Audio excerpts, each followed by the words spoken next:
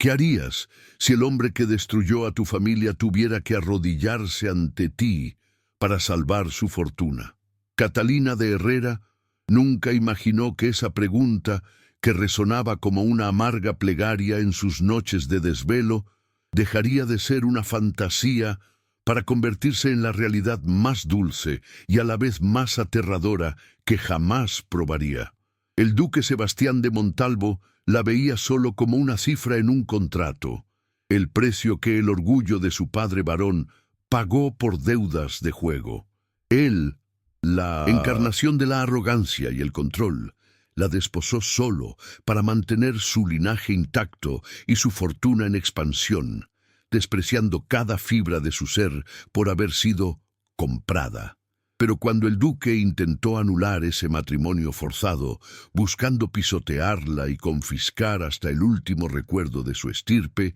Catalina no se derrumbó con súplicas. Se levantó, vestida con la dignidad de quien ya no tiene nada que perder, para proponerle un desafío económico tan audaz que redefinió el amor y el poder en la aristocracia española de 1890. Un juego de poder que solo terminaría con su victoria o con la pérdida total, exceptuando la inquebrantable esencia de su corazón. El aire en el salón de cenas del ducado de Montalvo era una prisión gélida, tejida con hilos de seda y desprecio, y Catalina, vestida con un simple traje de noche de color carbón que intentaba desesperadamente honrar su posición, sentía cómo cada respiración se congelaba en su pecho. El inmenso candelabro de cristal de roca, que colgaba como una promesa de opulencia vacía, arrojaba una luz demasiado dura sobre la mesa, acentuando el brillo gélido en los ojos de Sebastián, quien ni siquiera se dignó a mirarla mientras discutía sobre el precio del carbón con el conde Rafael de Cisneros, su consejero financiero, ignorando a su esposa con una perfección calculada que dolía más que cualquier insulto abierto. Su silencio no era el de una mujer sumisa, sino el de una estratega que observa las grietas en el muro de su adversario, notando la leve contracción en la mandíbula del duque que delataba una tensión que su imponente presencia pública luchaba por ocultar. Ella recordaba la propiedad Herrera, su hogar en el campo, ahora hipotecado y amenazado, y esa imagen la infundía de una fuerza interior latente, no la fuerza del grito, sino la de la resistencia silenciosa, un acero invisible forjado en el horno del miedo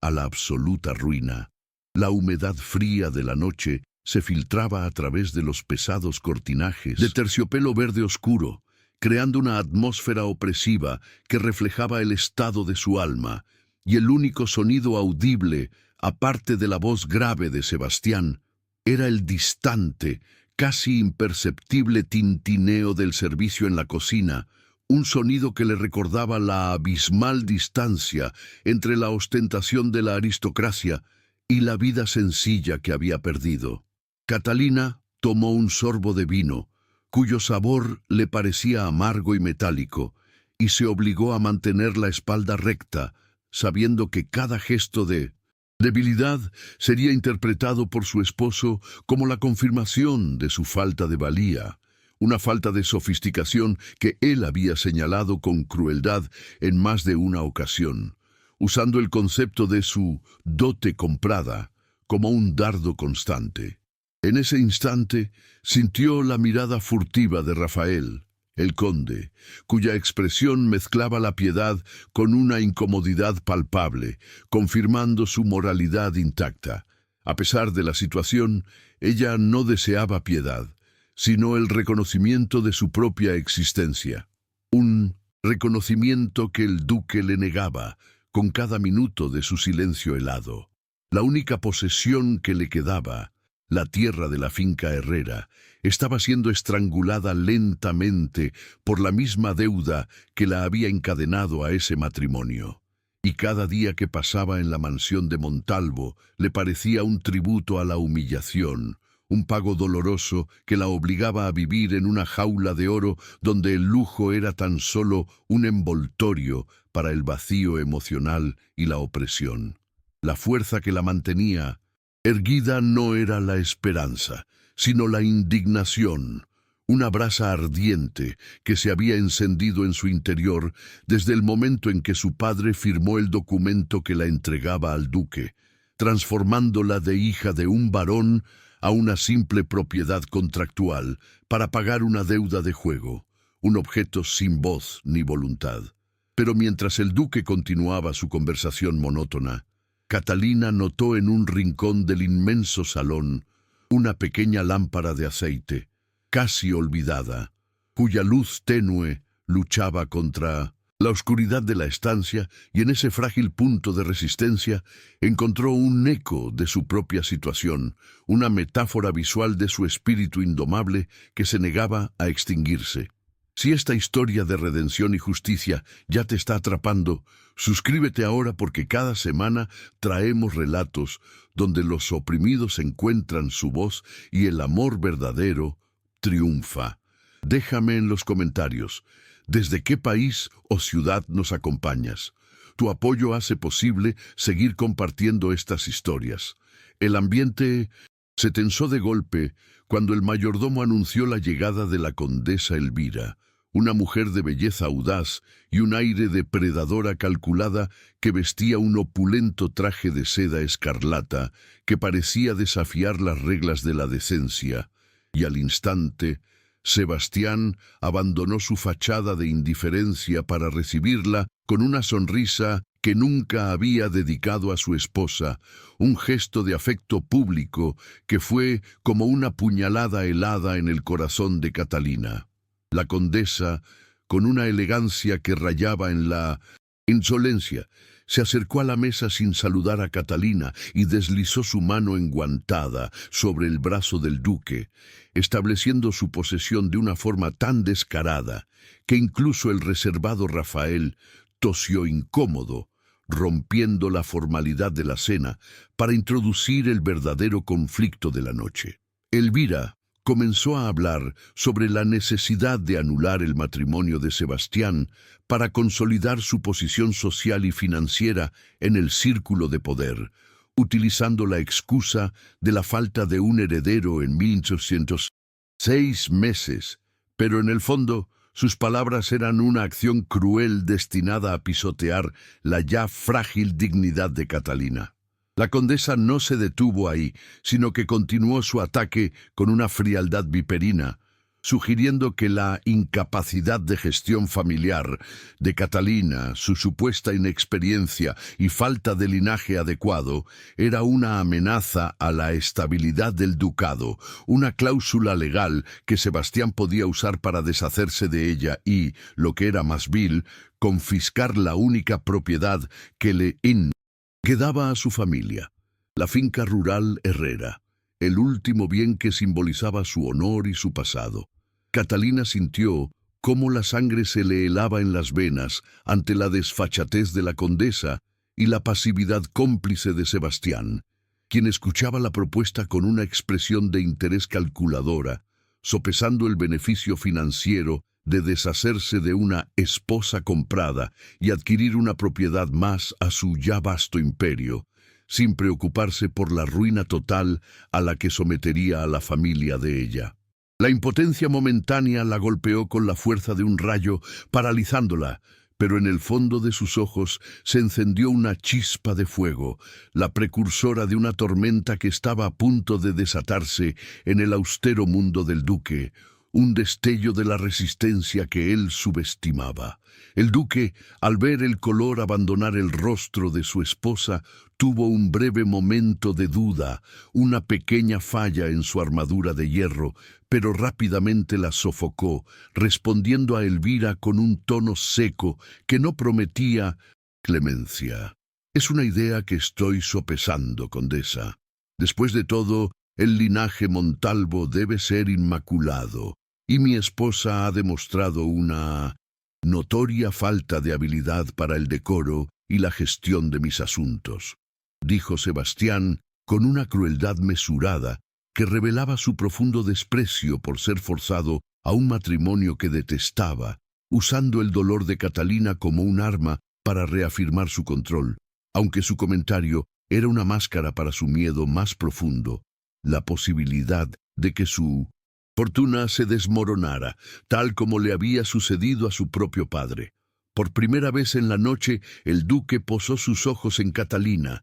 y ese primer contacto visual, lejos de ser romántico, fue una declaración de guerra silenciosa, un recordatorio de que él era el amo de su destino y que ella era solo un peón prescindible en su juego de poder. El catalizador llegó a la mañana siguiente, no con una carta o un mensajero, sino con el anuncio brusco del mayordomo de que el duque había convocado a ambos, a Catalina y a Elvira, a una reunión de emergencia en el Tribunal Civil de Sevilla, un evento inaudito para tratar asuntos privados de una manera tan pública que solo podía significar la intención de Sebastián de oficializar la anulación y la expulsión. El frío mármol del edificio de la corte, con su arquitectura imponente y solemne, pareció absorber toda la calidez y la esperanza, y Catalina se encontró en una sala de audiencias formal,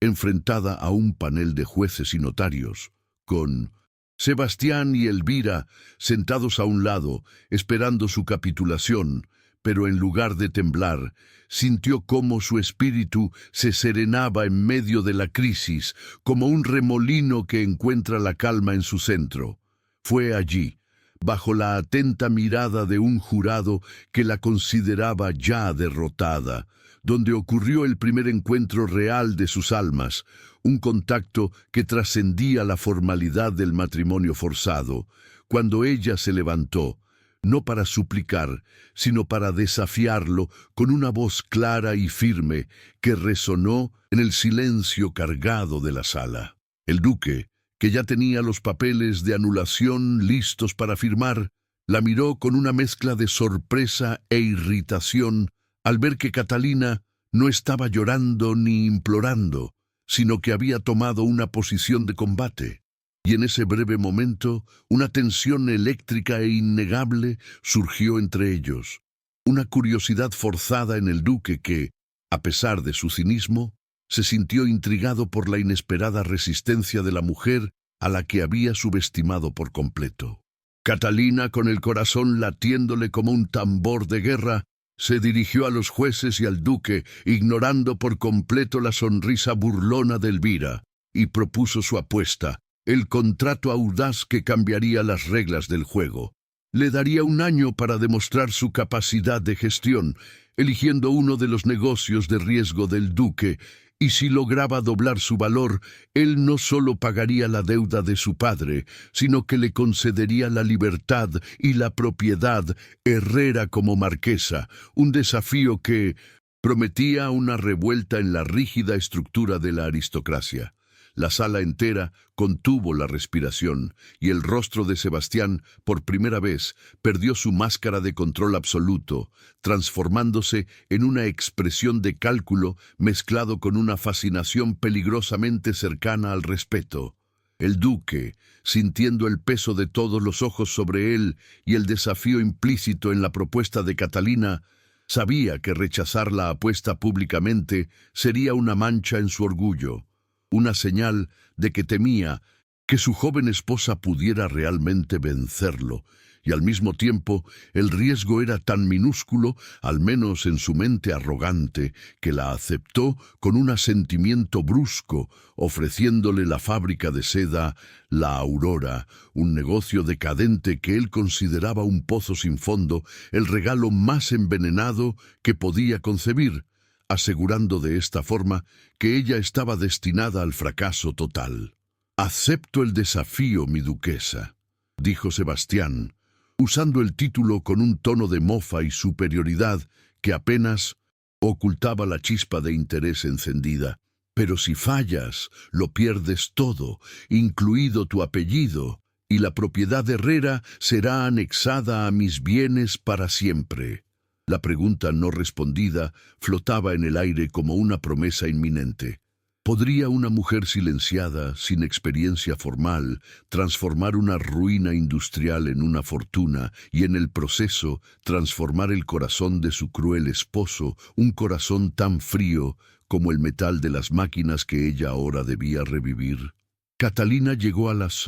fábrica de seda La Aurora, en las afueras de Sevilla, como una figura espectral en su carruaje de lujo, un vehículo que parecía fuera de lugar en medio de la polvorienta calle y los viejos edificios de ladrillo que albergaban la industria, sintiendo el impacto físico del cambio, pues el aire ya no era el perfume frío de los salones ducales, sino el olor acre del aceite de máquina y la humedad de la seda sin tratar. Sus primeros días fueron un duro despertar a la realidad del trabajo. Observó con detenimiento la jerarquía silenciosa de los operarios, la miseria contenida en sus miradas y el contraste brutal entre el lujo ostentoso del ducado, donde la riqueza era invisible y se sentía en el aire, y la miseria palpable de la fábrica, donde la falta de inversión se traducía en máquinas averiadas y rostros agotados. Una dualidad que reforzó su convicción de que la verdadera opulencia no residía en los títulos, sino en la capacidad de generar valor real con las manos. Se quitó su delicada mantilla, se arremangó las mangas de su sencillo vestido de algodón y con una resolución nacida del desespero, comenzó a hacer preguntas, no con la altivez de una duquesa, sino con la humildad de quien busca aprender, ganándose las primeras miradas de respeto de los capataces más viejos, quienes se sorprendieron de su interés genuino por el proceso de tejeduría. A pesar del desconfort y la suciedad que impregnaba sus manos, Catalina halló en el ritmo constante de las máquinas una pequeña victoria personal, una melodía industrial que contrastaba con el silencio opresivo de su vida en Montalvo, y cada pequeña interacción, cada sonrisa de un operario al que escuchaba con paciencia, revelaba la fuerza latente de su carácter, una empatía natural y una moralidad inquebrantable que la conectaba con la gente sencilla, algo que el duque jamás habría notado o valorado. La duquesa, que había sido despreciada por su falta de dote, demostró su verdadera habilidad al detectar un fallo en la coloración de un lote de hilo, un error que el capataz había pasado por alto, utilizando su pasión por el arte y el diseño para identificar la impureza en el tinte, una habilidad inesperada que sorprendió a todos y la colocó por primera vez en una posición de conocimiento técnico superior, demostrando que su inteligencia no se limitaba a los salones sociales, sino que se extendía al corazón palpitante de la producción. Mientras los días se transformaban en semanas, su apariencia física comenzó a cambiar sutilmente. Sus modales seguían siendo los de una noble, pero había una dureza práctica en sus manos y un brillo de propósito en sus ojos que contrastaba con la palidez y el miedo de las nobles que había conocido en el ducado. El verdadero desafío de la adaptación no fue físico, sino logístico, y en ese sentido, Catalina demostró su capacidad intelectual al enfrentarse al caos de la contabilidad de la fábrica, un laberinto de números que el duque había abandonado a su suerte, donde se escondía una corrupción sutil y una gestión obsoleta que sangraba el poco capital restante. Y fue en ese momento que la fuerza interior latente de la heroína se manifestó con claridad. Ella implementó un nuevo sistema de inventario y optimización de la producción, usando una mente aguda para la logística que había desarrollado observando la gestión de la finca de su padre, y esta primera demostración de su habilidad para los negocios, aunque rudimentaria, fue una pequeña victoria, un acto proactivo que la liberó de la sensación de ser una víctima y la transformó en una gestora, haciendo que los números de la fábrica, por primera vez en años, dejaran de ser una lista de pérdidas para mostrar una promesa de potencial y eficiencia, una pequeña luz de esperanza que luchaba por abrirse paso entre la oscuridad de los números rojos que Sebastián le había endosado. Mientras Catalina luchaba por revivir la aurora con sus propias manos, a kilómetros de distancia, en el ducado, Sebastián se veía consumido por la rutina de sus responsabilidades, inmerso en un mundo de contratos y juicios financieros, una existencia donde el poder se sentía pesado como el plomo. A pesar de la comodidad y el lujo que lo rodeaban, y el contraste entre su imagen pública de noble implacable y su soledad privada se hacía cada vez más evidente, especialmente en las frías noches en las que la ausencia de Catalina dejaba un vacío inesperado en la inmensidad de la alcoba ducal. Él pasaba horas revisando libros de cuentas y dictando órdenes con una precisión mecánica, demostrando una justicia rigurosa en sus decisiones, siempre basadas en la lógica y la ley, pero carentes de cualquier tipo de calor humano o empatía, manteniendo una fachada de control que era su única defensa contra el miedo al colapso financiero que había presenciado en su juventud. Sebastián estaba obsesionado con la idea de la honra, no la honra moral, sino la honra del linaje y la riqueza, una obsesión que nacía de la ruina de su propio padre, de quien heredó el ducado con una fortuna comprometida, un pasado de dolor y misterio que lo había convertido en el hombre frío y avaro que era en la actualidad. El duque, obligado por el contrato que él mismo había firmado en el tribunal, envió a su consejero Rafael a la fábrica para reportar sobre el inminente fracaso de Catalina, pero cuando los informes comenzaron a llegar, revelando no un desastre, sino un aumento gradual en la eficiencia de la producción, Sebastián sintió un inesperado pinchazo de interés genuino, una curiosidad que no era paternalista, sino la de un estratega que respeta a un adversario digno, y esta incipiente fascinación por su esposa demostraba la primera falla en su armadura emocional. Él comenzó a exigir detalles sobre los nuevos métodos de producción, el tipo de hilos que ella estaba comprando y las interacciones que tenía con los trabajadores, intentando racionalizar su interés como una simple preocupación por el activo que había puesto en juego,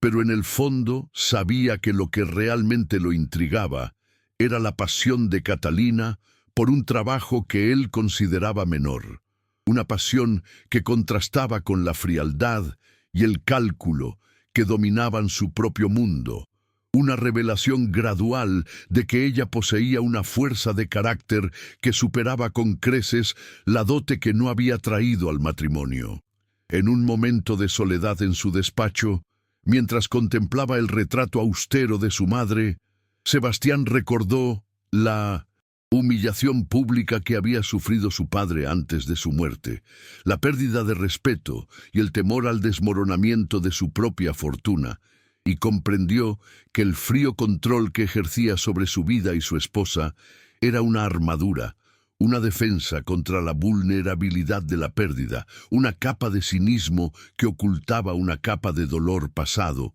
un secreto que lo hacía humano a pesar de su crueldad externa. El interés que sentía por Catalina no era amor, sino el reconocimiento de un espíritu combativo que luchaba contra la adversidad de una manera que él mismo nunca se habría permitido, una forma de vida que era genuina y no estaba dictada por el decoro social o las expectativas de la aristocracia. Y en ese reconocimiento se plantó la primera semilla de una admiración que lo obligaría a confrontar la rigidez de sus propias reglas. Un pequeño pero significativo cambio en la dinámica de poder que él había intentado establecer desde el principio de su matrimonio contractual. El primer encuentro significativo después de la apuesta se produjo cuando Sebastián, impulsado por una mezcla de curiosidad y la necesidad de ejercer su autoridad como dueño nominal, visitó la fábrica La Aurora, no con la fanfarria de un duque, sino con la discreción de un inspector financiero, encontrando a Catalina no en un escritorio, sino entre los telares ruidosos, vestida con un delantal manchado de tinte y dirigiendo a los operarios con una autoridad natural que contrastaba con su porte inicial de nobleza, silenciada. La primera conversación no fue sobre el matrimonio o la anulación, sino sobre logística. Ella le explicó con detalle técnico el nuevo sistema de producción que había implementado, la optimización de los costos y la introducción de nuevos diseños y colores de seda, demostrando una inteligencia aguda y una habilidad inesperada para los negocios que lo tomó por sorpresa, forzándolo a tratarla no como a una esposa forzada, sino como a una igual, una adversaria digna que hablaba el lenguaje de los números que él tanto respetaba. Él, por primera vez, la escuchó con atención genuina, notando la pasión en sus ojos al describir la calidad de la seda que estaban produciendo, un brillo que él no había visto en los ojos de Elvira ni en los de ninguna otra mujer de su círculo social. Y esta conversación técnica, paradójicamente, se convirtió en el primer terreno común donde la máscara de frialdad de ambos se resquebrajó. Durante esa tensa visita, cuando el duque cuestionó la inversión de capital en una nueva máquina de vapor, Catalina no se intimidó, sino que le presentó las proyecciones financieras que probaban que el gasto se recuperaría en 3 meses debido al aumento de la eficiencia. Y al ver la destreza con la que manejaba los números, Sebastián sintió un respeto inusual, un reconocimiento de su valor que superaba su desprecio por el matrimonio arreglado. En un momento de silencio incómodo, mientras caminaban por un pasillo lateral, el duque deslizó una pequeña, pero significativa vulnerabilidad, mencionando de paso la pérdida de una de las inversiones de su padre, un recuerdo doloroso que justificaba su actual cautela financiera, un gesto que, aunque económico en palabras, fue la primera vez que compartió una parte de su dolor con ella, invirtiendo sutilmente la dinámica de poder, pues ahora ella conocía una de sus debilidades y el peso de las responsabilidades que él cargaba sobre sus hombros, mostrando que la frialdad del duque era una construcción forzada, no su naturaleza esencial. Catalina, conmovida por esa breve grieta en la armadura del duque, no aprovechó la vulnerabilidad para atacar, sino que respondió con una pequeña lección aprendida en la fábrica. El riesgo solo se convierte en ruina cuando se ignora el valor del trabajo, vuestra señoría, dijo, usando su título con un respeto que ya no era por la formalidad, sino por el dolor compartido. Mi padre perdió su fortuna por la avaricia, no por el riesgo, y yo me niego a perder mi honor por el miedo. Esa frase, que combinaba una sutil crítica a su arrogancia y una promesa de valentía, impactó al duque con la fuerza de una verdad inesperada, y en el silencio que siguió se estableció un acuerdo tácito. Él la respetaría como a una administradora capaz, y ella lo respetaría como el hombre que cargaba el peso de un linaje, una conexión que no era de amor, sino de admiración mutua por la resiliencia en medio de la adversidad. Un vínculo extraño y poderoso forjado en el aceite de las máquinas y el brillo de la seda. La amenaza creció exponencialmente cuando la condesa Elvira, alarmada por los informes de Rafael sobre el éxito incipiente de la Aurora, decidió tomar acción directa para sabotear el esfuerzo de Catalina, utilizando su influencia en los círculos financieros para dificultar la compra de suministros esenciales, haciendo que el precio de los tintes más raros se disparara y retrasando la entrega de los hilos de calidad superior que Catalina necesitaba para cumplir con su promesa de doblar la fortuna. La duquesa se vio enfrentada a una humillación sutil pero constante en los mercados, donde los comerciantes, temerosos de ofender al duque o a la poderosa condesa, se negaban a venderle o le ofrecían precios desorbitados, una táctica que revelaba la crueldad del sistema injusto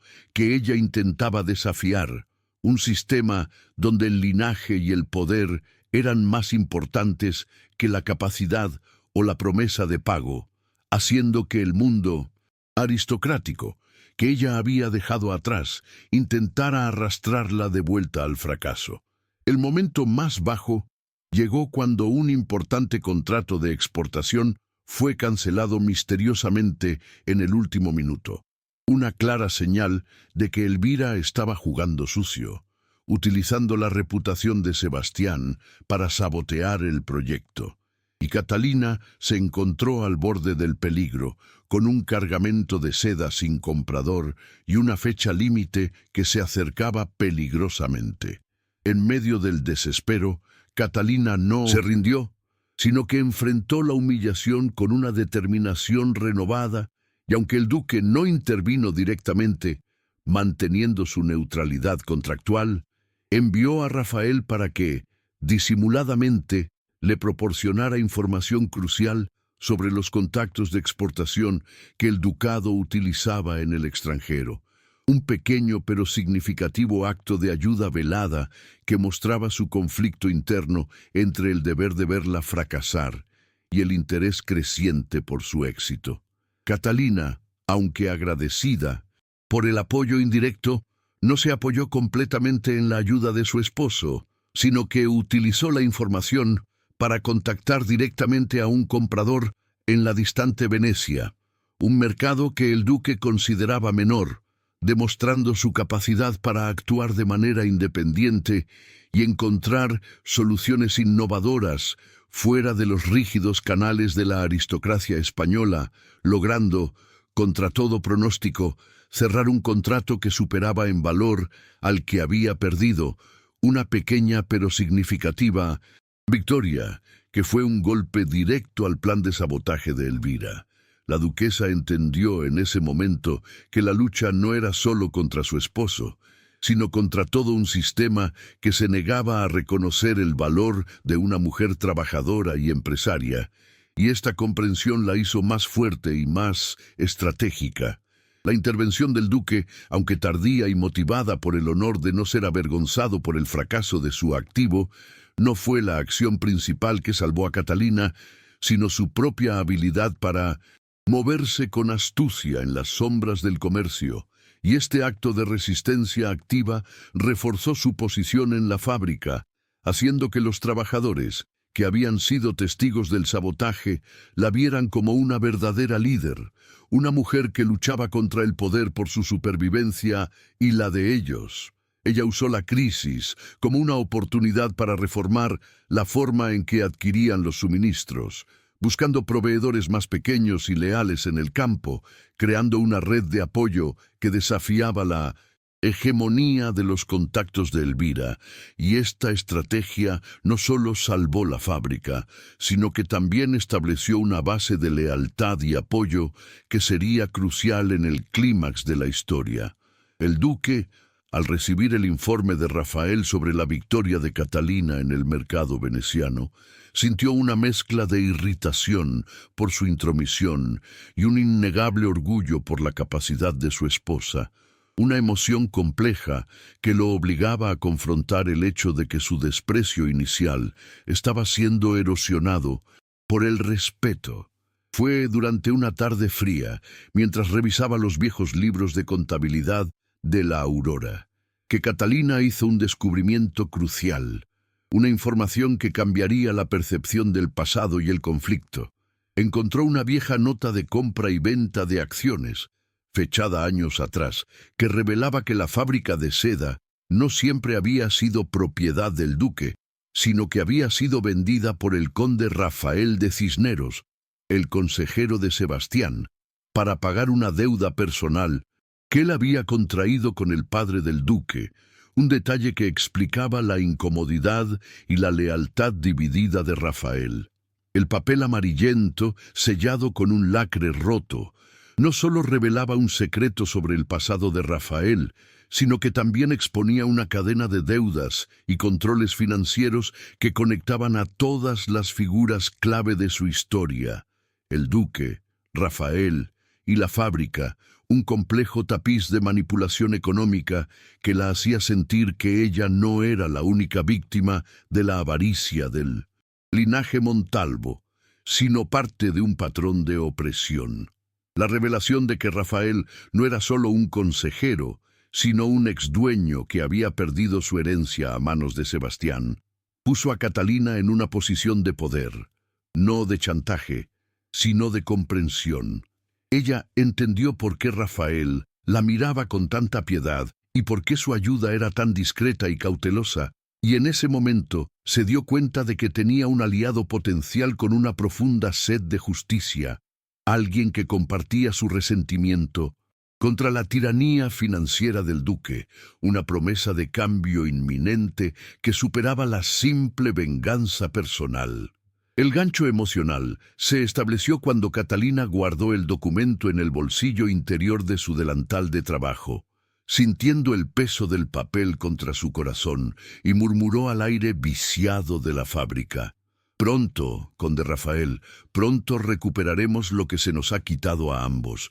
pero esta vez el juego será nuestro y las reglas serán diferentes». La tensión creció con la conciencia de la nueva alianza tácita y la promesa de una revuelta estratégica que estaba a punto de llevar la lucha de la fábrica a los salones de poder del ducado, transformando a Catalina de empresaria a conspiradora silenciosa. El éxito incipiente de Catalina con el contrato veneciano, que representaba un crecimiento del 20% en el valor de la Aurora, actuó como un potente veneno para la arrogancia del duque Sebastián, quien, incapaz de tolerar la idea de que su esposa comprada pudiera triunfar en el juego de los negocios que él tanto despreciaba, reaccionó ejecutando su plan más cruel, no con un ataque frontal, sino con una traición legal y financiera mucho más insidiosa. Sebastián, usando una estratagema que había preparado con la condesa Elvira, movió los activos del ducado de manera que pareciera que la Aurora estaba inmersa en una investigación por fraude fiscal debido a una supuesta evasión en los impuestos de aduana de la seda exportada, una acusación completamente fabricada, pero suficientemente grave como para paralizar las cuentas bancarias de la fábrica y detener la producción, poniendo en riesgo no solo la apuesta, sino la libertad de los capataces y trabajadores a los que Catalina había prometido seguridad. Esta acción fue una puñalada por la espalda que demostró la crueldad y el poder sin límites del duque, pues utilizó la ley, que se supone debe ser justa, como un arma personal de destrucción. La condesa Elvira se encargó de la parte social de la humillación, esparciendo rumores maliciosos por toda Sevilla sobre la supuesta deshonestidad de Catalina, asegurando que la duquesa de la Seda era una ladrona de poca monta que había utilizado dinero sucio para inflar los números de la fábrica, lo que provocó que los pocos comerciantes que se habían atrevido a aliarse con Catalina se retiraran asustados, temiendo manchar su apellido al asociarse con un escándalo de tal magnitud. Las evidencias fabricadas por Sebastián, que incluían documentos falsificados y testimonios comprados de algunos obreros desleales, se hicieron públicas, y en pocos días Catalina no solo perdió su capital de trabajo, sino lo que era más importante, la confianza de la comunidad, enfrentándose a la mirada acusadora de aquellos que la habían apoyado, una pérdida moral que la hirió más profundamente que la ruina financiera, pues su honor y su palabra, lo único que le quedaba, fueron puestos en tela de juicio por la acción vil de su esposo. La injusticia no se detuvo en la reputación, sino que se materializó con la llegada de los guardias del ducado a la fábrica, quienes confiscaron los libros de cuentas y cerraron las puertas con un sello de lacre, dejando a los trabajadores en la calle sin pago ni explicación, presenciando la humillación de Catalina, quien tuvo que ver cómo su esfuerzo de meses se desmoronaba en cuestión de horas ante la implacable mano del duque. En ese momento, la pérdida de algo material se transformó en la pérdida de la esperanza, pues la fábrica no era solo un negocio, sino el símbolo de su resistencia y la promesa de un futuro para su familia, y al ver los rostros desolados de los operarios, la duquesa sintió la impotencia de no poder proteger a aquellos que habían confiado en ella, una responsabilidad moral que Sebastián, con su crueldad calculada, había pisoteado sin remordimiento. La acción del duque fue el catalizador que la llevó al punto más bajo, un acto de traición que cruzó la línea de la adversidad a la maldad pura. En su desesperación, Catalina intentó apelar directamente a Sebastián, presentándose en el ducado cubierta con el polvo de la fábrica y el luto de su derrota parcial, buscando una explicación o una clemencia que sabía que no vendría, enfrentándose a la indiferencia absoluta del duque, quien, sentado en su despacho como un juez impasible, le ofreció anular el matrimonio de inmediato a cambio de que ella firmara una declaración pública admitiendo su culpabilidad en el fraude, lo que aseguraría su ruina total y permanente, un trato cruel que la obligaba a sacrificar su honor por la libertad. La duquesa se negó, pero el duque, en un acto de supremacía despiadada, utilizó la situación para humillarla públicamente, permitiendo que la condesa Elvira y varios otros nobles fueran testigos de su humillación. Viéndola de rodillas, implorando justicia, no perdón, en un momento de debilidad profunda que la marcó como la duquesa que no pudo con el peso del apellido. Montalvo, un momento de caída en el que su fuerza interior pareció ceder bajo el peso de la opresión. El último golpe de la escalada del antagonista fue la promesa de Sebastián de vender la propiedad de Herrera a un postor extranjero si ella no firmaba los papeles de anulación antes del amanecer, una amenaza que apuntaba directamente a su corazón y al último vestigio de la identidad familiar que le quedaba, y esta acción final fue el catalizador que rompió su espíritu momentáneamente. La duquesa dio cuenta de que su lucha por la gestión y el negocio había sido solo una distracción para el verdadero objetivo del duque, pisotearla hasta que no quedara nada. Un acto de crueldad que no tenía motivaciones financieras, sino que estaba enraizado en su deseo de control absoluto y su desprecio por cualquier cosa que él no pudiera poseer o manipular por completo. La duquesa, sintiendo la humillación arder en su rostro, abandonó el ducado en silencio, con los ojos secos pero el alma destrozada, sin saber a dónde ir ni qué hacer, pues en ese instante el mundo aristocrático, el mundo de la ley y el mundo del trabajo se habían cerrado ante ella por la acción despiadada de su propio esposo. Catalina se refugió en la pequeña y abandonada capilla de la finca Herrera,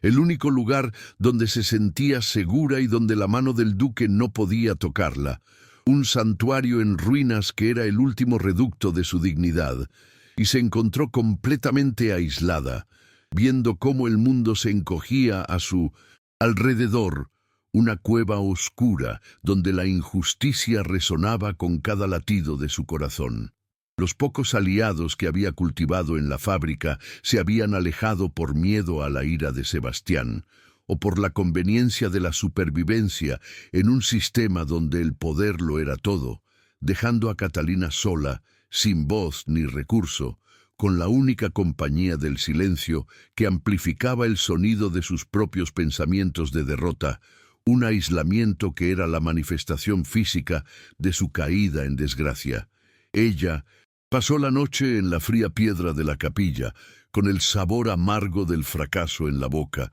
y la sensación de que su destino estaba sellado, cayendo en un momento de debilidad profunda, donde, por primera vez, las lágrimas corrieron por su rostro, un colapso emocional que la vació de la tensión acumulada y la confrontó con la brutal realidad de su situación. Estaba a punto de perder todo lo que amaba. En ese momento de desespero, su mente comenzó a reflexionar sobre la injusticia del mundo, sobre cómo el linaje y el dinero podían anular la verdad y el trabajo duro. Y esta reflexión no la llevó a la resignación, sino a una ira fría y controlada, un resentimiento profundo contra el sistema de la aristocracia que permitía tales abusos de poder, una comprensión de que su lucha no era solo por la propiedad herrera, sino por la justicia de todos los oprimidos, aquellos que no tenían voz para enfrentar a un duque como Sebastián.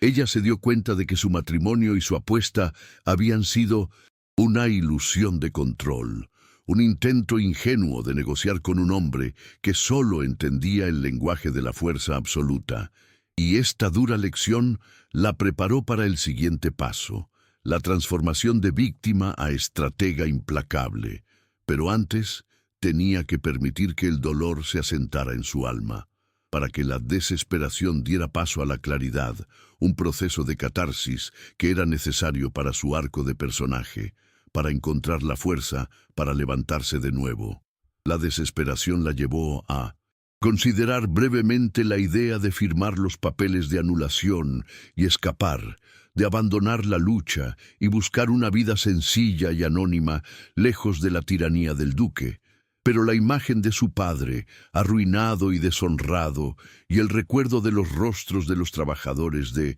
La Aurora, la detuvieron, impulsándola a rechazar la comodidad de la rendición, dándose cuenta de que el verdadero fracaso no era perder la apuesta, sino perder su propia moralidad y su compromiso con la justicia, una lección que se convirtió en su ancla en medio de la tormenta emocional. El peso de la injusticia alcanzó un punto insoportable, una carga que amenazaba con aplastarla, y Catalina sintió que si se quedaba un minuto más en ese estado de indefensión, su espíritu se rompería para siempre, por lo que decidió que no podía permitirse el lujo de la autocompasión y que era hora de pasar a la acción, de utilizar el dolor y el aislamiento como combustible para la revuelta. Antes de continuar con esta increíble historia de Catalina y el duque Sebastián, quiero hablar un instante contigo. Esta es una de esas narraciones que te harán emocionarte, suspirar y tal vez hasta derramar lágrimas. Acompáñame hasta el final de esta jornada, porque cada giro, cada sacrificio y cada gesto de amor merecen ser vividos contigo. Cuéntame en los comentarios desde qué lugar del mundo estás escuchando este relato. Es hermoso imaginar esta historia llegando a tantos rincones diferentes, uniendo corazones a través de la emoción. Aprovecha y suscríbete a nuestro canal para seguir disfrutando de historias de época, siempre llenas de amor, aventura, intrigas y redención. Aquí, cada detalle está pensado para tocar tu alma y llevarte a viajar en el tiempo. Quiero agradecerte de corazón por toda la atención y el cariño que has dedicado a cada capítulo. Es por ustedes que todo esto tiene sentido y con ustedes quiero seguir compartiendo muchas otras jornadas emocionantes. La intervención no vino de Sebastián, sino del conde Rafael de Cisneros, quien, atormentado por su propia conciencia y la injusticia infligida a Catalina, una injusticia que le recordaba la ruina de su propia familia, encontró a la duquesa en la capilla de Herrera, sentada en la oscuridad con una dignidad rota, un cuadro de desesperación que le rompió el corazón, obligándolo a actuar a pesar de su miedo a la ira del duque. Rafael le ofreció ayuda, no como un espía de Sebastián, sino como un amigo y un hombre de honor, ofreciéndole refugio, dinero y sus contactos, pero Catalina, en un momento de orgullo herido, se resistió, rechazando la limosna y la piedad, exigiendo justicia, no caridad, demostrando que su fuerza, aunque oculta bajo la debilidad momentánea, no había desaparecido, sino que se había transformado en una llama más fría y determinada. Ella no quería ser salvada, quería la autonomía para luchar por su propia justicia, una resistencia que sorprendió al conde y aumentó su respeto por ella. Rafael, para convencerla, se vio obligado a revelar una parte importante de su propio pasado, el secreto de su posesión anterior de la Aurora, y cómo la había perdido a manos del padre de Sebastián por una deuda, revelando que él y Catalina eran víctimas de la misma tiranía financiera, estableciendo una conexión de dolor y resentimiento mutuo. «No te ofrezco caridad, doña Catalina», dijo Rafael con una voz cargada de pesar, usando el tratamiento formal que honraba su linaje. «Te ofrezco una alianza contra un enemigo común. Tu lucha es mi lucha, pues fue el padre de Sebastián quien me despojó de mi honor y mi propiedad, y mi lealtad se divide entre la amistad y la verdad que he visto en tus ojos». Esta revelación de su propia vulnerabilidad y el reconocimiento de su enemigo común invirtió la dinámica de poder. Ahora ellos eran socios en un complot, y Rafael se convertía en el puente entre el mundo de Catalina y el conocimiento interno del ducado que ella necesitaba para vencer a su esposo. El conde le reveló que la supuesta investigación por fraude fiscal era solo una cortina de humo, una táctica dilatoria del duque para ganar tiempo y forzarla a firmar los papeles antes de que su fábrica pudiera alcanzar el valor estipulado en el contrato, y que la única forma de combatirlo era con su propia arma, la astucia financiera y el poder de las acciones. Rafael le ofreció un acuerdo. Él le daría acceso a los contactos financieros que usaban para comprar y vender acciones en secreto, y ella usaría los pocos ahorros que le quedaban y su intelecto para invertir ese capital en acciones de las propias empresas del duque, una estrategia de caballo de Troya que la transformaría en una accionista silenciosa, dándole poder desde dentro del imperio de Montalvo. Un plan audaz que se basaba en la confianza mutua y la promesa de justicia. Este pacto fue un momento definitorio para ambos, pues el conde arriesgaba su posición y su vida por ella, y Catalina aceptaba una alianza que la obligaba a jugar un juego mucho más sucio de lo que jamás había imaginado, pero con la meta final de la redención. Catalina, con la mente clara después del colapso emocional, miró a Rafael y finalmente aceptó el acuerdo, pero con una condición. Él sería su procurador y su socio secreto en la compra de acciones, un escudo contra la ira de Sebastián, y la inversión no solo tendría como objetivo salvar la propiedad de Herrera, sino también restaurar la fortuna de Rafael. Un gesto de justicia que demostraba la nobleza de su carácter, y esta decisión crucial marcó el final de su aislamiento, transformando su desesperación en determinación fría. El conde, conmovido por su generosidad en medio de su propia ruina, le prometió lealtad absoluta, y ambos establecieron la tregua contra el duque. Una alianza forjada en la capilla de Herrera, un lugar de fe y dolor, un pacto secreto entre dos almas heridas por la misma mano, decidiendo que la única forma de vencer a Sebastián era superarlo en su propio juego, utilizando las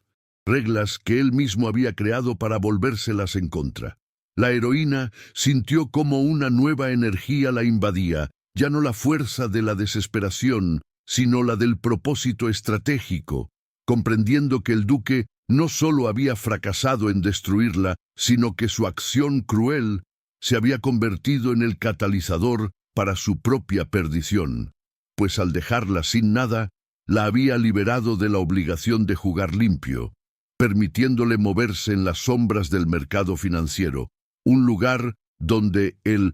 duque no esperaba encontrar a su esposa. Este acuerdo fue el momento en que Catalina se liberó del papel de esposa forzada para convertirse en la estratega implacable que el duque había subestimado, y la promesa de trabajar juntos como iguales, como socios, fue la primera semilla del respeto romántico que crecería entre ellos, una relación basada en la confianza y la conspiración mutua. La verdadera información catalizadora, sin embargo, no fue el plan de acciones, sino un detalle que Rafael le reveló sobre la estructura de las empresas del duque. La fortuna de Montalvo estaba distribuida en múltiples compañías, y Sebastián ejercía su control con una mayoría accionaria ajustada, manteniendo el control absoluto por un margen muy estrecho, una estrategia que, aunque era un símbolo de su avaricia,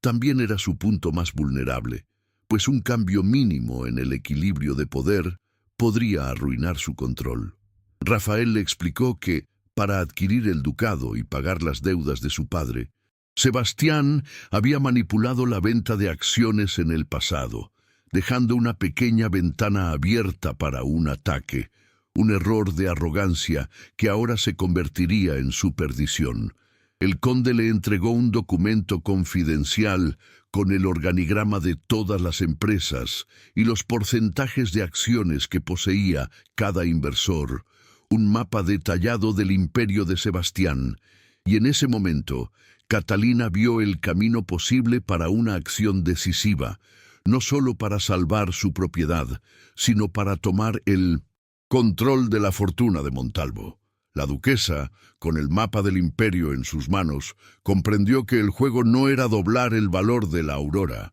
que ya estaba paralizada por el fraude, sino usar el poco capital restante para comprar estratégicamente las acciones que Sebastián había vendido a otros socios minoritarios a lo largo de los años, con la meta de adquirir el control mayoritario del ducado, convirtiéndola en la dueña del imperio, el único resultado que el duque no podía prever ni tolerar. La habilidad oculta de Catalina para el cálculo y la estrategia financiera, desarrollada en secreto observando la gestión de la fábrica, se manifestó plenamente, y ella comenzó a trazar el plan en un pergamino con una precisión militar, dándose cuenta de que la venganza no sería dulce sino fría, lógica y completamente legal, una estrategia que la elevaría por encima de la ruina para convertirse en la fuerza más poderosa de Sevilla. Esta información que cambió todo fue la chispa que encendió el fuego en su interior, transformando la duquesa silenciada en una adversaria peligrosa. El conocimiento del punto débil del duque, su miedo a perder el control y su dependencia de un margen de acciones muy ajustado, infundió a Catalina de una confianza que no había sentido desde el día de su boda, y ella entendió que el duque, en su arrogancia, había subestimado el poder de un capital pequeño invertido estratégicamente, pensando que la duquesa de la Seda solo entendía de telas y colores, no de números y finanzas. La duquesa se puso de pie en la capilla, sintiendo el frío mármol de la capilla bajo sus pies, un recordatorio de la tierra que estaba a punto de perder y el imperio que estaba a punto de ganar, y sus ojos se llenaron de una determinación fría que no dejaba lugar a la duda, una decisión crucial que marcaba el final de su papel de víctima y el inicio de su ascenso al poder, una acción proactiva que la obligaba a dejar atrás el dolor y la humillación para convertirse en la dueña de su destino y del destino de su esposo. La decisión crucial se tomó en el silencio solemne de la capilla, cuando Catalina miró el organigrama del Imperio Montalvo y trazó un círculo alrededor del nombre del duque, marcándolo como su objetivo principal, y en ese instante decidió que no se contentaría con el divorcio y la propiedad herrera, sino que tomaría el control de todo el ducado, no por avaricia, sino para utilizar la fortuna para proteger a los oprimidos, para reformar el sistema injusto que había permitido la crueldad de Sebastián y la ruina de su propia familia. Su frase definitoria, su pensamiento interno que la liberó, fue: «He jugado según sus reglas y he perdido mi honor. Ahora jugaré según las mías, y él perderá su control, que es lo que más teme». Esta transformación de víctima a agente se completó con la decisión de contactar a todos los accionistas minoritarios y negociar la compra de sus participaciones,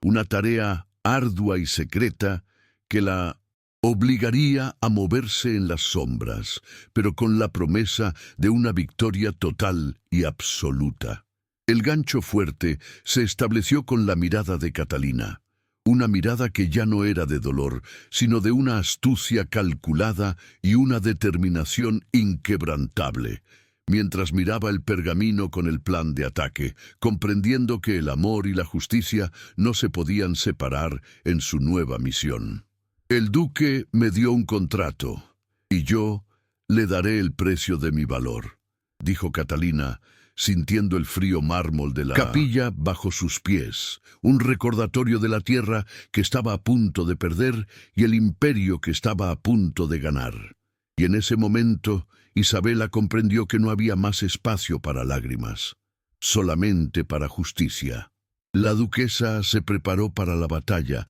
lista para enfrentar a su esposo en el único lugar donde él era vulnerable, la mesa de negociación de la Junta de Accionistas, un enfrentamiento que la elevaría a la cima del poder.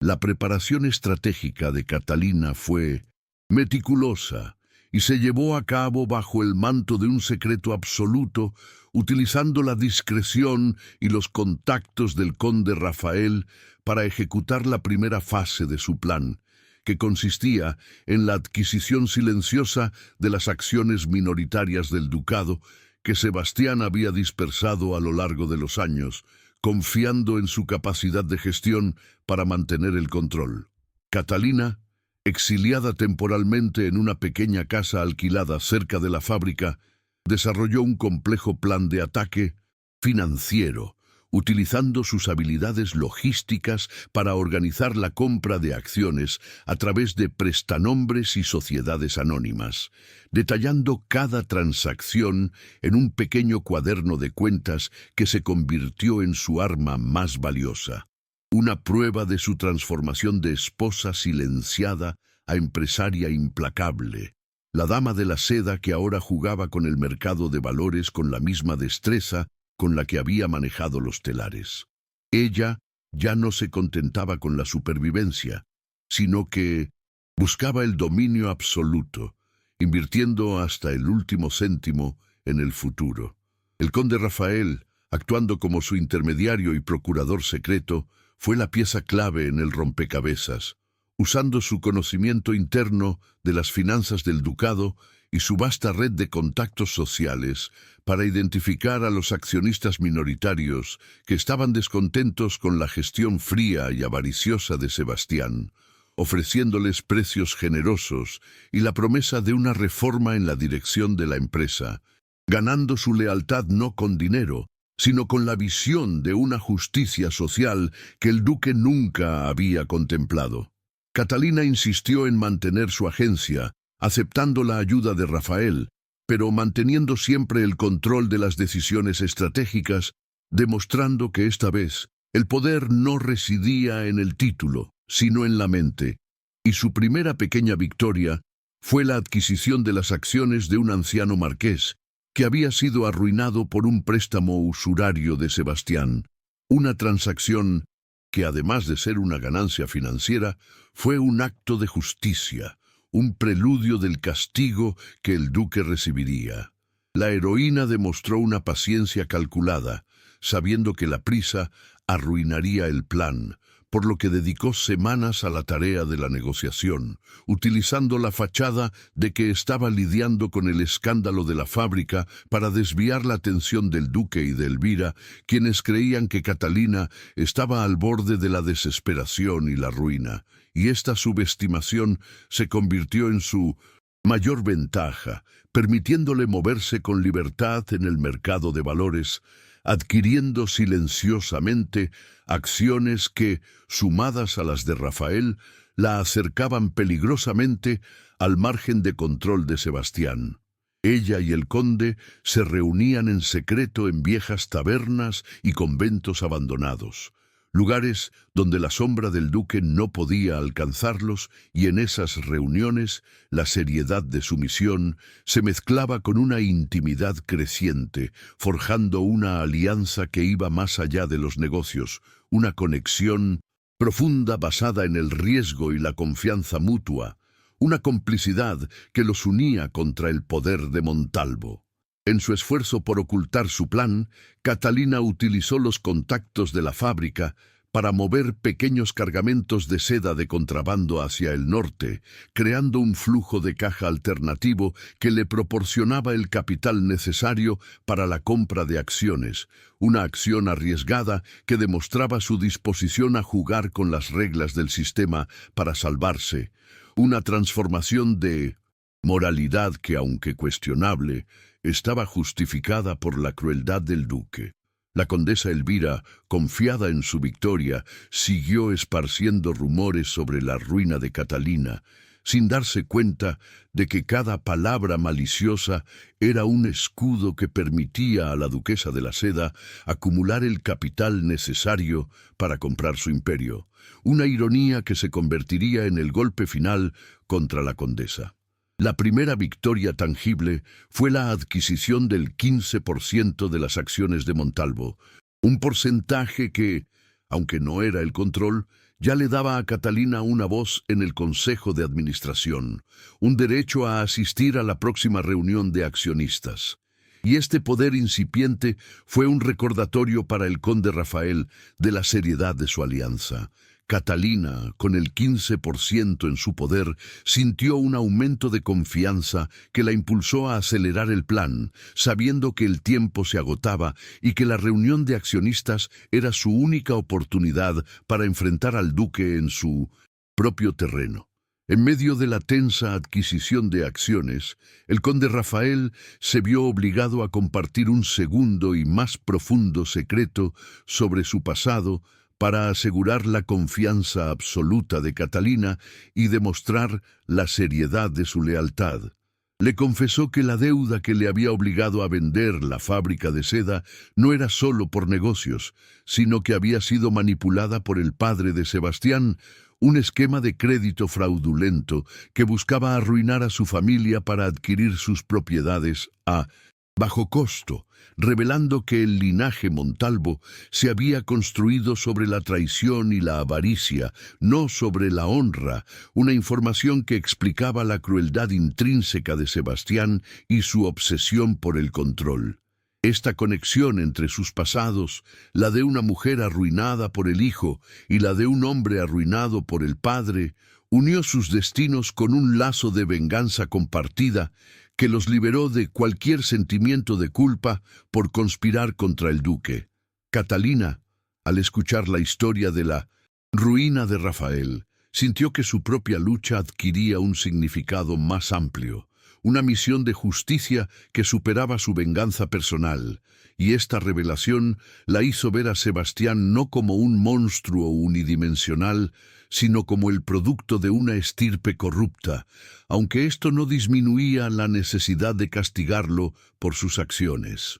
El conde le reveló que el punto débil del duque no era solo su margen de acciones, sino también su miedo a la exposición pública de los crímenes de su padre, un temor que lo hacía vulnerable a la chantaje o a la amenaza de un escándalo que mancharía el apellido Montalvo para siempre, una información crucial que Catalina guardó como un as bajo la manga, una herramienta poderosa que solo utilizaría como último recurso para asegurar su victoria y el cumplimiento de su pacto. La duquesa, en respuesta a la confianza de Rafael, le reveló su propio secreto. Su habilidad con la tejeduría y el diseño de patrones no era solo una pasión, sino un talento que había desarrollado en secreto desde niña, soñando con crear su propia marca de seda, un sueño que había sido truncado por el matrimonio, pero que ahora se convertía en el motor de su éxito y su transformación en la dama de la seda. Esta revelación íntima fue un momento de verdad entre ellos, un reconocimiento de sus almas más allá de los títulos, y el conde, conmovido por su vulnerabilidad, le confesó su amor, no como un noble, sino como un hombre que admiraba su fuerza y su intelecto, un amor secreto que lo había dividido entre su lealtad al duque y su deseo de verla triunfar, un amor que ella correspondió con una profunda amistad y un respeto inquebrantable, pero sin la pasión que el duque, en su arrogancia, estaba encendiendo involuntariamente. En el fragor de la conspiración, la condesa Elvira apareció como una complicación inesperada, enviando espías para monitorear los movimientos de Catalina y Rafael. Y este nuevo obstáculo obligó a la pareja a ser más cautelosa y astuta,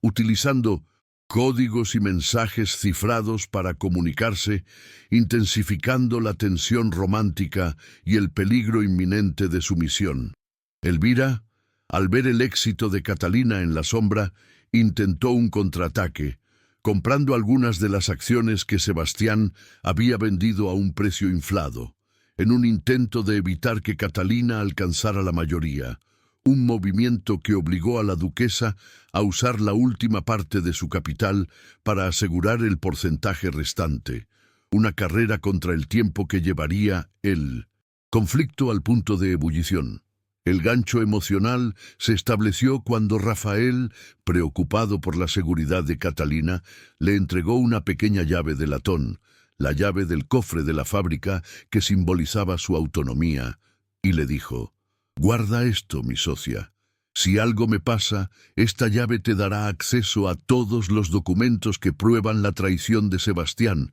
Por favor, no te rindas. Tu justicia es la única esperanza de redención para este ducado. La promesa de lealtad absoluta y el reconocimiento de su valor como socia, no como esposa, selló su pacto, y Catalina, con el cofre en sus manos, sintió que la responsabilidad de la victoria descansaba ahora completamente sobre sus hombros. La tensión romántica con el duque Sebastián creció en un ambiente de peligro y secreto, intensificada por el reconocimiento de su valía como adversaria. Sebastián, al ver los informes de Rafael sobre la incansable lucha de Catalina por adquirir acciones, comenzó a sentir una fascinación que se transformó en una atracción innegable por la fuerza de su intelecto y su voluntad indomable. Una pasión que no era por la mujer sumisa que él esperaba, sino por la estratega brillante que estaba desafiando su poder.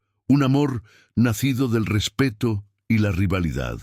La tensión alcanzó su punto máximo en un encuentro accidental en la biblioteca del ducado, donde Catalina había ido a buscar un viejo libro de contabilidad que Rafael le había dicho que contenía una prueba de la manipulación de Sebastián, y el duque, sin saber de su plan, la encontró inmersa en los números, con el pelo recogido y la expresión de una estratega. El duque se acercó a ella en silencio. La luz tenue de la lámpara de aceite proyectaba sombras largas sobre sus rostros, y la cercanía de Sebastián, con su presencia imponente y el perfume sutil de sándalo y autoridad, encendió una chispa de tensión eléctrica que era innegable, un conflicto entre el odio por su crueldad y la innegable atracción por su poder.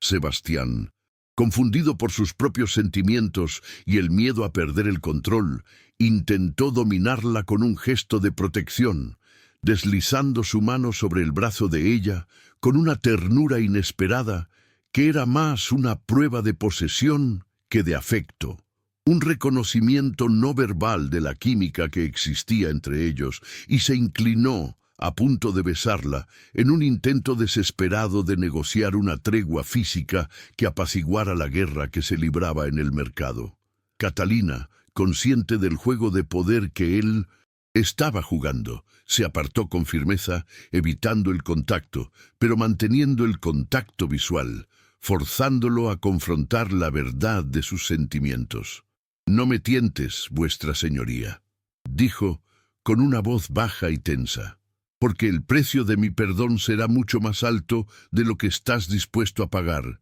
Mi corazón no se negocia con gestos vacíos, sino con acciones y con la verdad de lo que me has quitado». Esta declaración, que era a la vez un rechazo y un reconocimiento de la atracción, Sebastián a verla como una igual, una adversaria digna que no cedería a la debilidad de la pasión, sino que exigiría la entrega total y la igualdad en su relación, un reconocimiento de sentimientos que ella solo verbalizó en su mente. Te amo, duque, pero solo te amaré cuando dejes de ser mi carcelero y te conviertas en mi socio. El conflicto entre el amor y la misión de justicia se hizo insoportable para ambos, pues Sebastián se dio cuenta de que lo que más deseaba era la admiración y la pasión de Catalina, y que la única forma de obtenerla era perdiendo su control sobre ella y sobre el ducado,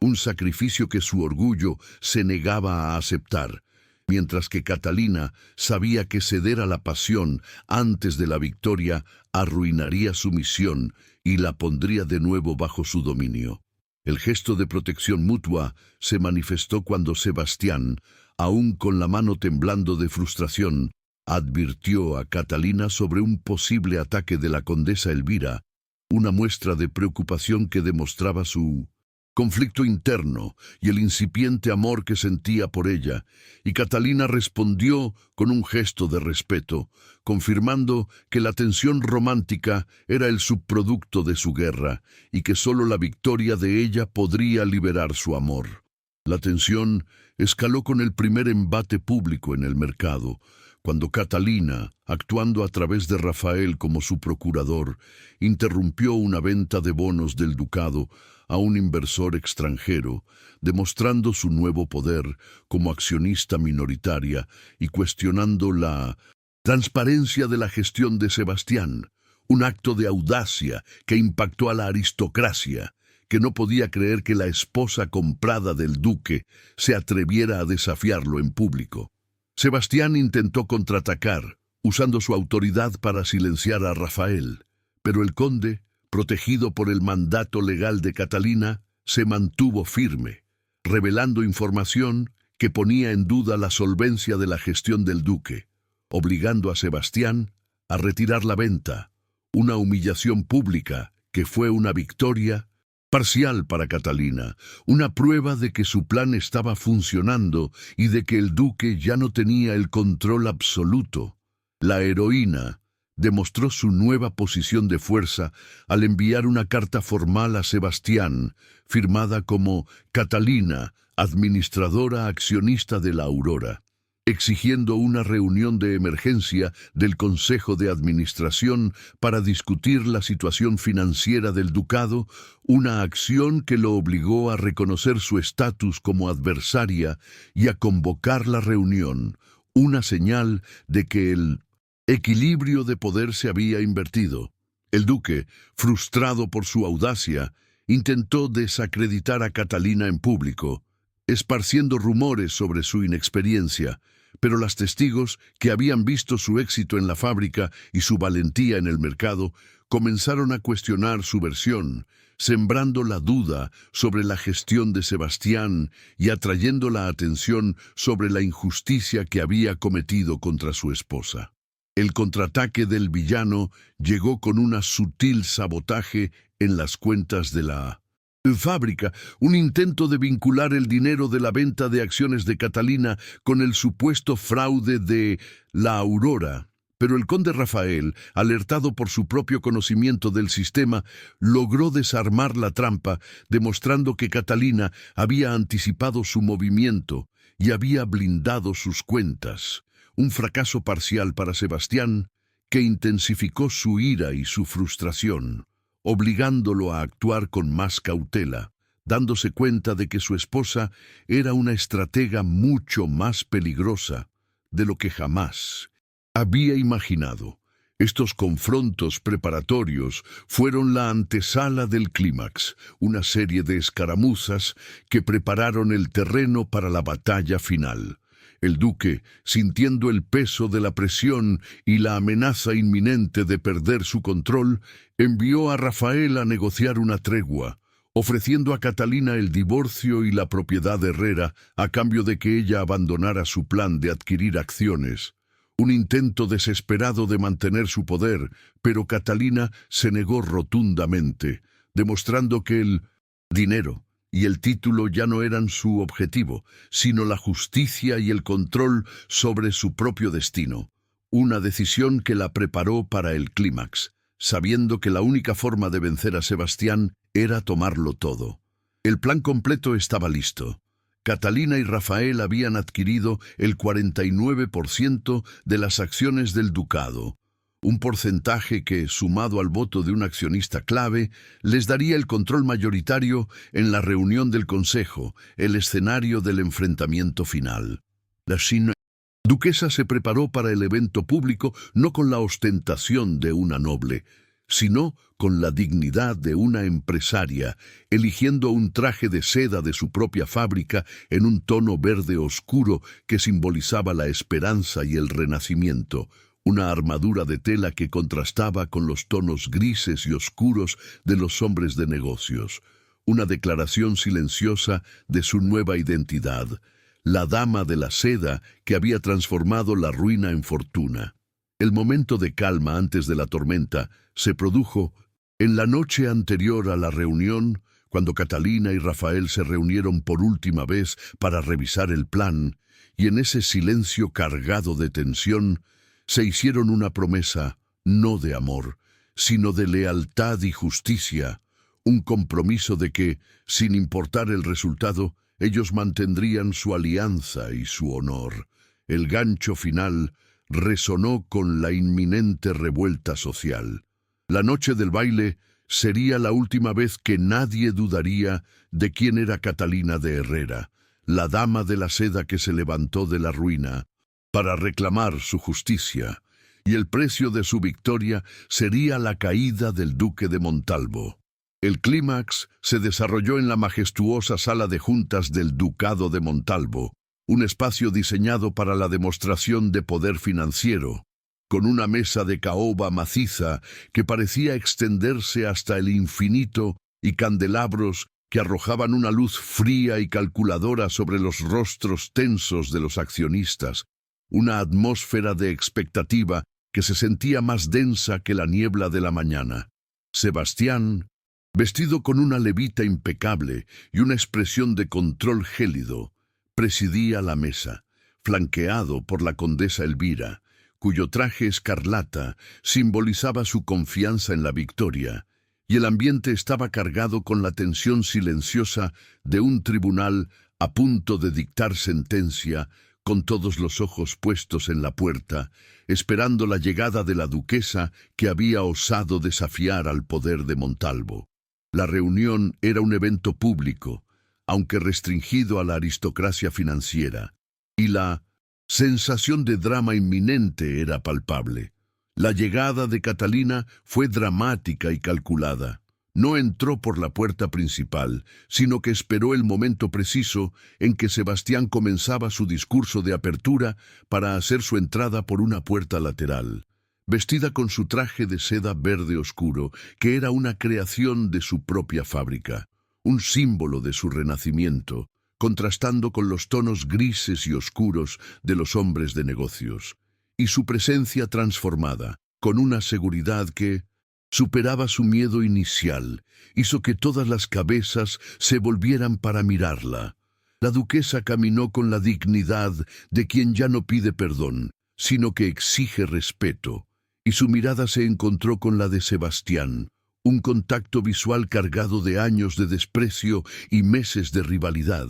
un momento en el que el duque sintió un escalofrío, dándose cuenta de que la mujer que se presentaba ante él ya no era la esposa comprada que podía humillar, sino una adversaria formidable, una transformación que lo impactó profundamente. Las reacciones de los testigos fueron una mezcla de choque y admiración, con la condesa Elvira lanzando una mirada de desdén y rabia al ver la confianza de Catalina, mientras que los accionistas más viejos, que habían sido víctimas de la avaricia de Sebastián, se inclinaron con un respeto inusual, reconociendo el poder que emanaba de la duquesa, un poder que no era heredado, sino conquistado con su propio ingenio y trabajo duro, una declaración silenciosa de su nueva posición social y económica. Catalina se sentó al lado del conde Rafael, quien la saludó con una sonrisa de complicidad y orgullo,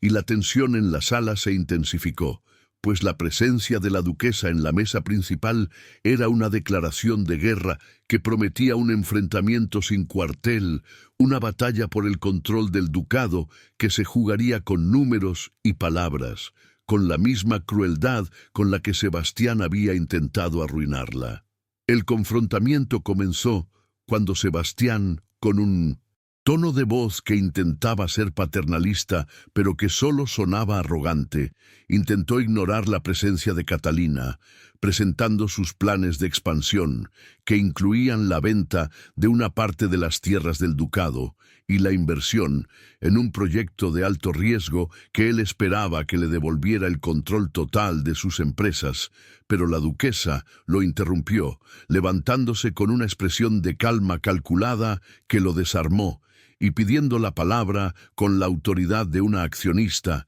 citando las reglas del consejo que él mismo había redactado. La subsiguiente troca de palabras estuvo cargada de tensión, con Sebastián intentando menospreciar su experiencia, llamándola la duquesa de las telas, pero Catalina refutando sus argumentos con una precisión financiera que demostraba un conocimiento profundo de los números del ducado, citando datos y proyecciones que contradecían las cifras presentadas por el duque. Catalina reveló su primera prueba de conocimiento, exponiendo una discrepancia en el balance de cuentas que demostraba que el proyecto de expansión de Sebastián estaba diseñado para beneficiar a la condesa Elvira, desviando fondos del ducado a una de sus empresas, una acusación de corrupción que impactó a los accionistas, obligando al duque a defenderse con argumentos débiles y evasivos.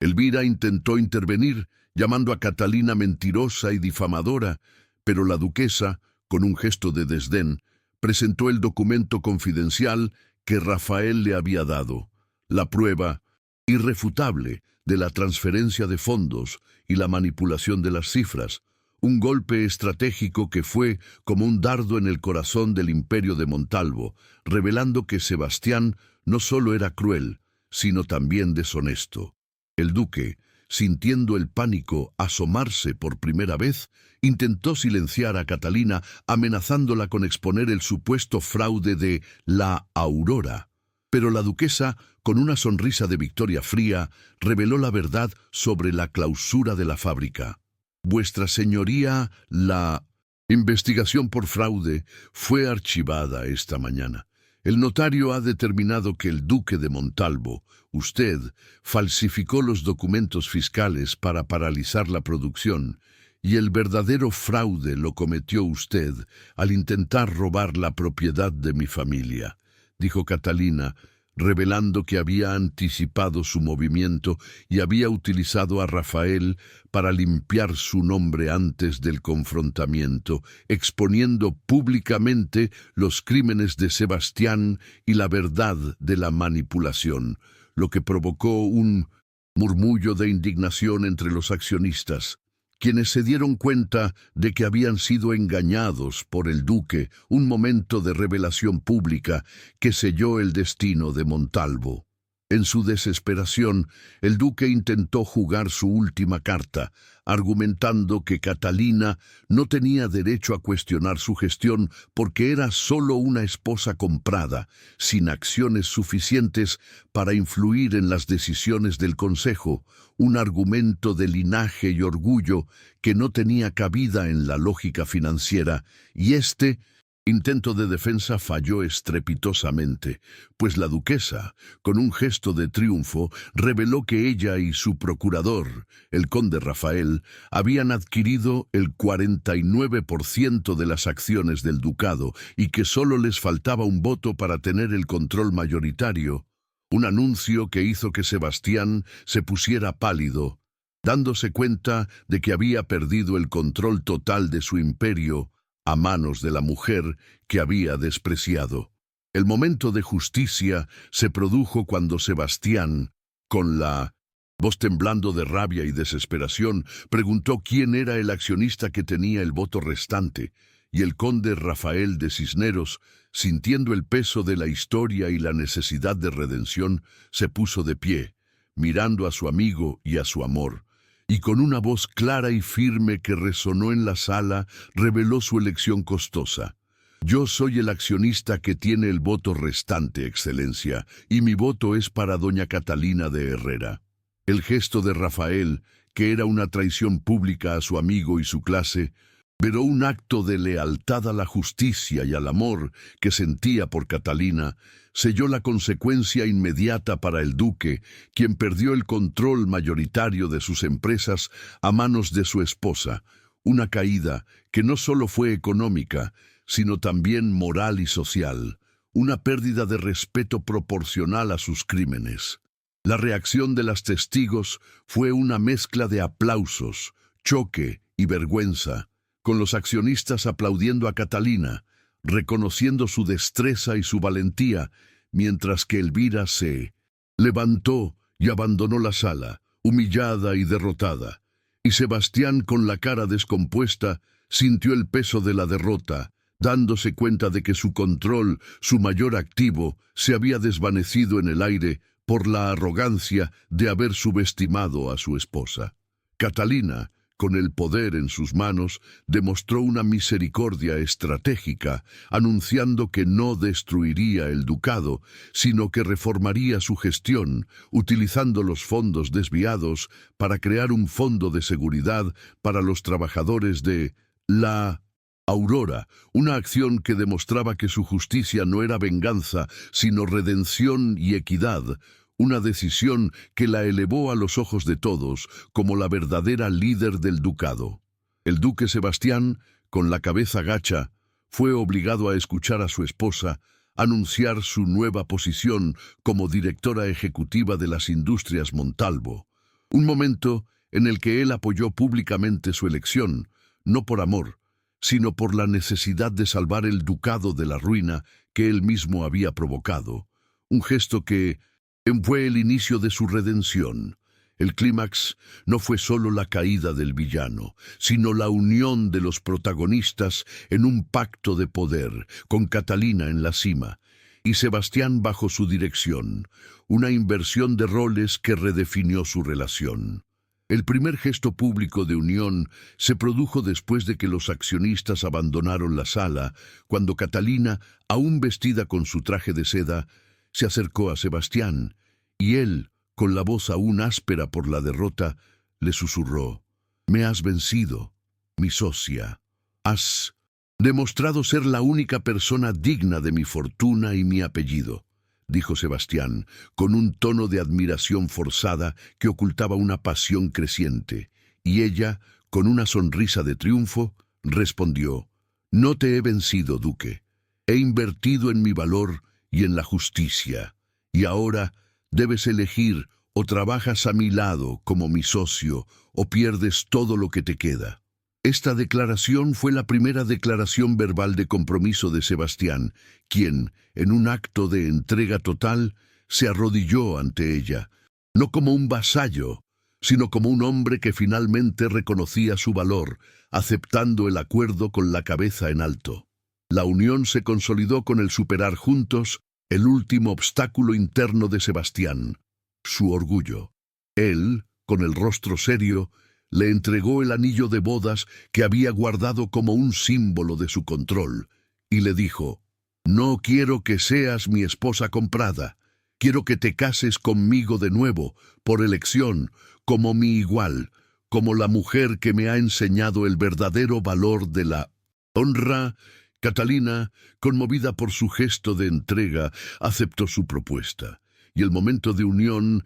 se selló con un beso apasionado. Un beso que no era de posesión, sino de respeto mutuo y el reconocimiento de una asociación inquebrantable, una unión de amor y negocios que redefinió la aristocracia. Las consecuencias inmediatas se establecieron con la destitución de Elvira del Consejo y la transferencia legal de la propiedad de Herrera a nombre de Catalina, liberándola de la deuda y devolviéndole su honor, un acto de justicia que fue el preludio de una transformación más profunda en el ducado. Sebastián, ahora socio minoritario y director de operaciones bajo la gestión de Catalina, comenzó a trabajar a su lado, aprendiendo el valor del trabajo y la empatía. La promesa de cambio mayor se estableció cuando Catalina y Sebastián salieron de la sala de juntas, tomados de la mano, y la duquesa, con la voz de una líder, declaró a los periodistas que esperaban en la entrada que el ducado de Montalvo ya no sería un símbolo de la avaricia, sino de la justicia social, y que su nueva misión era utilizar la fortuna para ayudar a los oprimidos. El gancho emocional final resonó con la esperanza de un nuevo futuro. Pero la verdadera victoria no estaba en la caída de Rodrigo, sino en lo que Catalina construiría después, una era de igualdad y redención que redefiniría el amor en la aristocracia española. El destino final del duque Sebastián se consolidó en una posición de poder disminuido, pero con el título intacto, una consecuencia que, aunque dolorosa para su orgullo, fue una justicia proporcional a sus crímenes. Perdió el control mayoritario de sus industrias, que ahora estaban bajo la dirección de Catalina, y la gestión de la fortuna, que él tanto temía perder, estaba en manos de la persona más capaz para protegerla, la mujer que él había intentado arruinar. La condesa Elvira fue públicamente deshonrada y expulsada del círculo social de Sevilla, acusada de sabotaje financiero y conspiración, y su nombre se convirtió en sinónimo de traición y avaricia, obligándola a buscar refugio en un país lejano, lejos de la influencia de Montalvo, un destino que fue una satisfacción para Catalina y para los accionistas que habían sido víctimas de su manipulación. Las mudanzas en el sistema social y económico del ducado fueron inmediatas. El respeto por Catalina se extendió por toda la aristocracia, y su nombre, la Dama de la Seda, se convirtió en un símbolo de la nueva era, donde el valor del trabajo y el ingenio superaba al linaje y la herencia, un cambio que obligó a los demás nobles a revisar sus propias gestiones y su trato a los empleados. El reconocimiento público de Catalina se manifestó con una ceremonia en el Tribunal Civil, el mismo lugar donde había propuesto su audaz contrato, donde el juez, en un acto de reparación histórica, le concedió el título de Marquesa de Herrera por su mérito y su capacidad de gestión, un título que ella aceptó no por la vanidad, sino para honrar la memoria de su padre y restaurar el buen nombre de su familia, un acto que fue un golpe final a la humillación que Sebastián le había infligido. La duquesa, ahora marquesa y directora ejecutiva de las Industrias Montalvo, utilizó su nueva posición para nombrar al conde Rafael de Cisneros como su vicepresidente, un acto de lealtad y justicia que restauró la fortuna de su amigo y lo liberó de la sombra de la deuda y la traición del padre de Sebastián, consolidando su alianza en 1900. Un pacto de honor que redefinió el concepto de amistad y lealtad en la aristocracia. La consolidación de las consecuencias no fue un final, sino un nuevo comienzo para el ducado, ahora gobernado por una mujer visionaria y un hombre de honor. La escena íntima entre los protagonistas se produjo en la pequeña y humilde casa que Catalina había alquilado cerca de la fábrica, el lugar donde se había gestado su plan de victoria, lejos del lujo opresivo del ducado. Un espacio de calma y autenticidad donde la duquesa y el duque podían ser solo Catalina y Sebastián, sentados frente a una chimenea crepitante, con el olor a humo y seda impregnando el aire. Ambos se permitieron una reflexión sobre la jornada recorrida, reconociendo que su matrimonio forzado había sido el catalizador de una transformación profunda. y que la guerra que habían librado les había enseñado el verdadero valor del amor y el respeto mutuo, una comprensión de que su destino estaba ligado por un lazo de rivalidad y pasión que era mucho más fuerte que cualquier contrato. Sebastián, ahora un hombre más humilde y humano, admitió su error, confesando que su crueldad había nacido de su miedo a la pérdida y de la ruina de su padre, una herida emocional que él había intentado curar con el control absoluto, y que el único camino hacia la verdadera libertad era la entrega a la mujer que lo había vencido con su propio juego. Catalina, con una dulzura inesperada, aceptó su confesión, asegurándole que la cura de sus feridas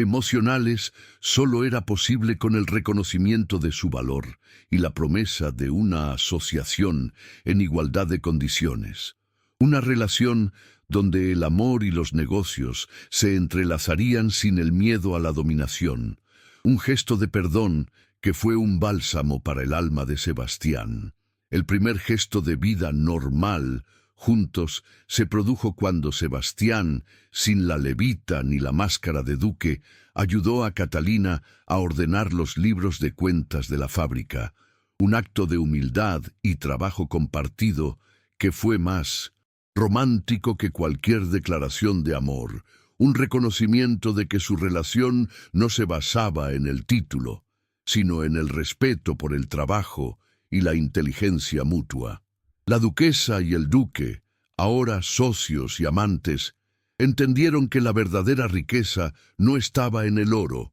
sino en la capacidad de construir un futuro juntos, en una relación de igualdad que era revolucionaria para su época, un nuevo modelo de matrimonio. El legado de Catalina se manifestó con la creación de la Fundación La Aurora, un fondo de seguridad financiera para las familias de los operarios de la fábrica, utilizando los beneficios excedentes de las industrias Montalvo para garantizar la educación de los hijos de los trabajadores y la atención médica de sus esposas, un acto de justicia social que demostraba que su poder no era para la venganza, sino para el bien común, un nuevo propósito que redefinió el papel del ducado en la sociedad. La duquesa usó su poder para ayudar a los vulnerables, transformando la fábrica de seda, que había sido un símbolo de la opresión, en un modelo de negocio ético y sostenible,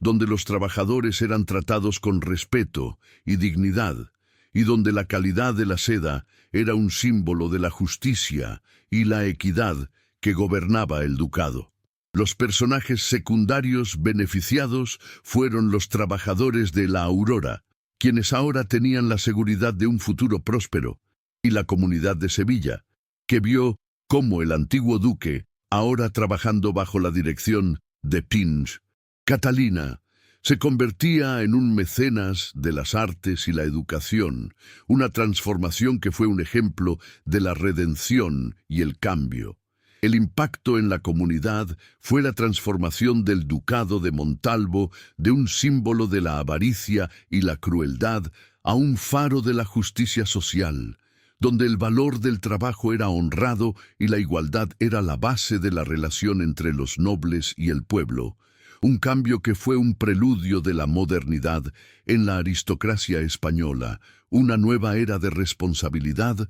social que fue el verdadero triunfo de Catalina. Ella y Sebastián, trabajando juntos como un equipo, reformaron las leyes internas del ducado para garantizar la seguridad financiera de los empleados y establecer un sistema de educación para los hijos de los trabajadores, un establecimiento de reforma que demostraba que su amor no era un cuento de hadas, sino un pacto de progreso y justicia. El tiempo pasó, y meses después, la escena de futuro se desarrolló en la recién renovada finca Herrera, que ahora era una escuela de diseño de seda financiada por el ducado, con Catalina y Sebastián caminando por el jardín, tomados de la mano, con el sol del atardecer tiñendo el cielo de tonos dorados y rojos, una imagen que contrastaba con la fría opresión del salón del ducado